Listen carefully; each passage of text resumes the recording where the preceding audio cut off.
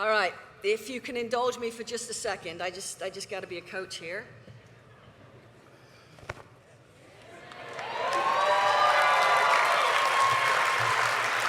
All right. So I know Chancellor Jones warmed you up, but let's give this a shot, and let's everybody give this a shot. ILL! ILL! ILL! Man, that's better. I feel home. All right. Here we go. Oh, go figure my wife grabbed it. There we go. We'll share that. All right. Well, thank you so much for that warm welcome. I am honored to be back in Champaign, Urbana, and incredibly grateful for this humble opportunity to join you in celebrating your very special day. Thank you, Chancellor Jones, President Colleen, and the entire Board of Trustees for hanging in there with me since 2020 and allowing me this tremendous honor. Let me also congratulate the other honorary degree recipients and their families. It is an absolute privilege to share this moment with you. You are truly MVPs and game changers. Thank you for your rich contributions to humankind. Now, to the All-Stars, the classes of 2020, 2021, and 2022, you made it!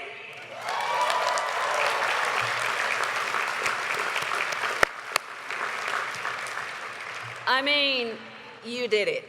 Late nights, exams, research papers, a global pandemic. You are extraordinary, and we salute your achievement and your resilience. Congratulations. This doesn't get old. Let's give yourselves one more big hand.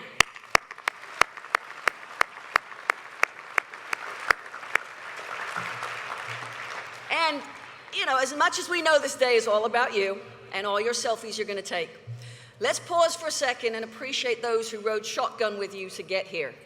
Your family, your friends, and the incredible faculty and staff at the University of Illinois. Let's give it up for them.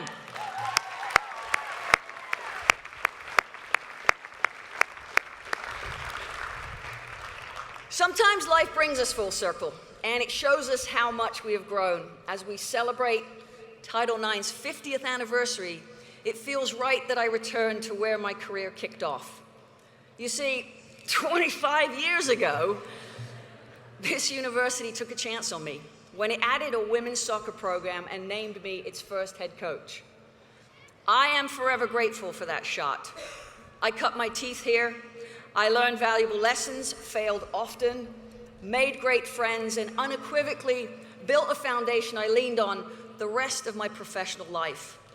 Indeed, what you have experienced and accomplished here these past few years will truly be a gift that keeps on giving. I came to Champaign with less than 5 months to pull together a team to compete in the Big Ten. Immediately, I went internal and tapped into the remarkable student body that to this day powers the U of I. I had to find some players, so we held tryouts, put them through their paces, and picked a group of exceptional young women. None of them were recruited athletes. None of them high school All-Americans. They came to Illinois to be anthropologists, computer scientists, teachers, engineers, not soccer players. But those early players embraced a commitment to get up every morning and go a little further than the day before. They kept working, kept supporting each other, and proudly took the field in the blue and orange. We lost more matches than we won that first year, but that same Fighting Illini spirit that I see in your faces today was in those soccer pioneers. And yes, the reward of beating Northwestern for our first conference win felt pretty sweet.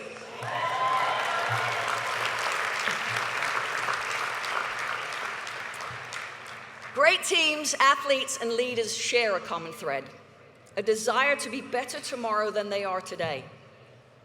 A desire not targeted on status, gold medals, or wealth, but on improvement.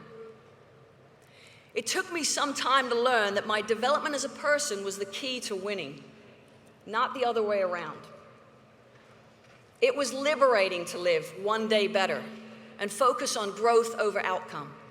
Failures and consequences became more manageable, risks easier to take, and the possibilities more imaginable.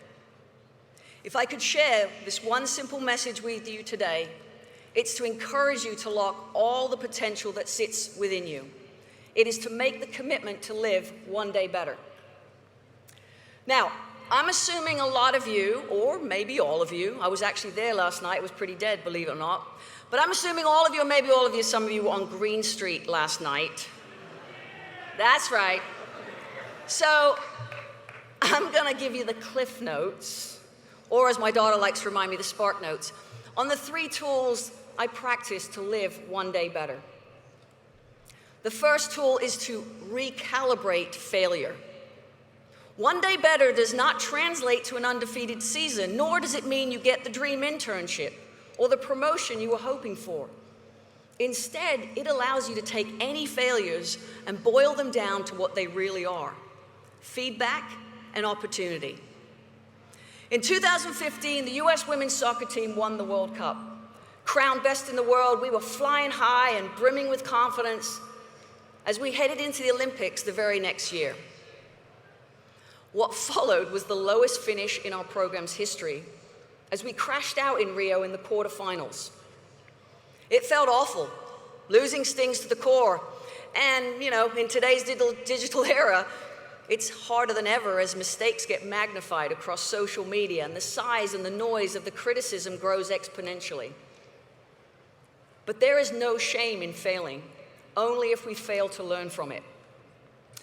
We took that feedback from that tough loss to Sweden in the Olympics and set a course to improve and vigorously pursue the opportunity that lay ahead of us, to prepare the 2019 World Cup and repeat as world champions.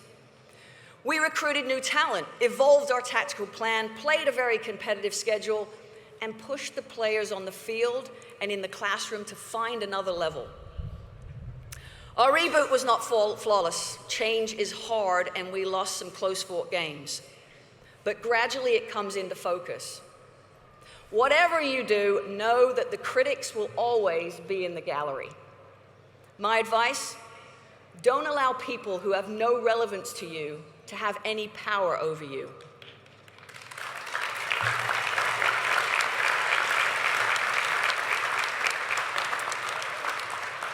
Listen, if your inner circle, your trusted friends, family, if they have feedback, be open to that growth. But if the random Twitter handle has an opinion about you or your work, shut them out. Ask any coach and they will say the games you lose are the ones that make you a better team. So I took our players to France 6 months before the World Cup to play the host nation. We were in preseason, but I really wanted to test our players against one of the top teams in the world. We got our butts kicked 3-1, but on that field after the game, I said to the players, we have just seen the very best that team has got, and we are nowhere close to a finished product. That game showed us areas in which we had to improve and where we could be exposed by our opponent. 6 months later, in front of 50,000 raucous French fans, we knocked them out of the World Cup in the quarterfinals.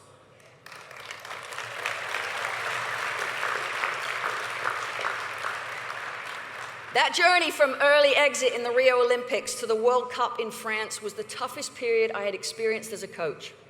We were pushed and stretched to our limits, but there is no doubt the failure and the growth we took after the Olympics was the catalyst to our success in the World Cup. In your lives, you will lose big, and it will suck. But when it happens, you have a choice. You can let it bury you, or you assess, recalibrate, and let that failure propel you forward.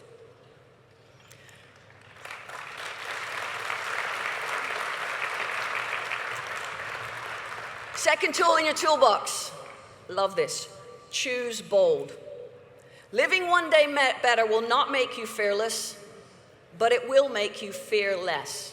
Let me say it again. Living one day better will not make you fearless, but it will make you fearless. When you recognize failure as opportunity, you let go of your fears. You understand that win or lose, you will grow from that experience. I remember calling my dad when I was deciding to become a head coach and take the position here at the U of I. I was anxious about walking away from my assistant coaching position at an ACC power that I won't name, to take a new role at a non-existent program, essentially a startup. I was like, Dad, I don't know what to choose. This is incredibly stressful. I was seeking some nugget of wisdom from my father when he simply looked at me and said, "Aren't you lucky? You have choices." In that moment, I realized that sitting in the gray area between A and B or going left or right was actually a privileged position to be in. I got to choose. And that choice set the wheels in motion to become the head coach of the US women's national team.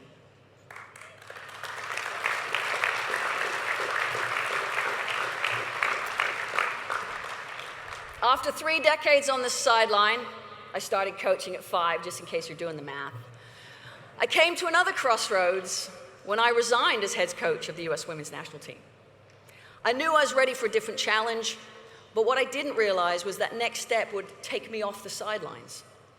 I was offered a position as the president of a professional soccer team, which, by the way, didn't yet exist. I had a few coaching offers at the time, but as I sat at that juncture, I reminded myself, choose bold. Coaching was in my wheelhouse.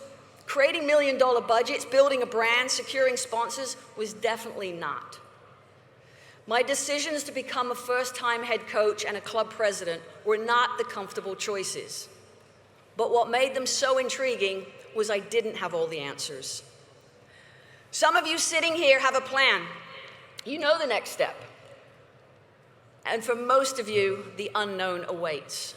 How exciting. What you both have in your corner are the experiences and knowledge you have gleaned from this great institution.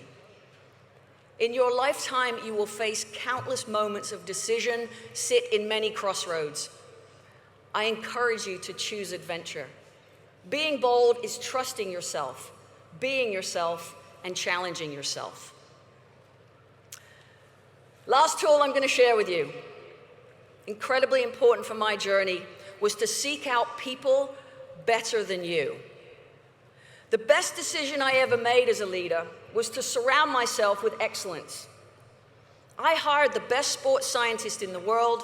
I brought in coaches more experienced than me, and then I gave them the support to let their talents shine. My younger self took a while to learn when you surround yourself with people better than you, you are making an investment in yourself.